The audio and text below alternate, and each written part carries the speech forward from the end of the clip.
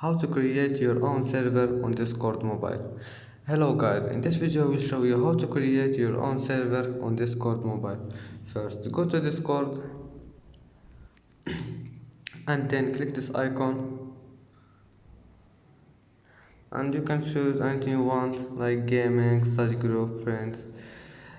And now let's click create my own, and then if you want to create a server for your friends or something like that, click this one, and here you need to type your server name like anything you want, gaming or friends, and you can choose server icon right here.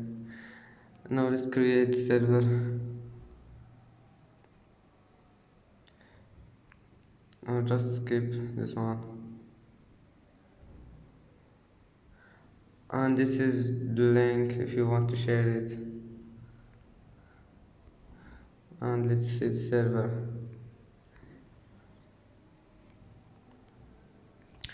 And that's today's video. If you like it, please don't forget like and subscribe, and see you in the next video.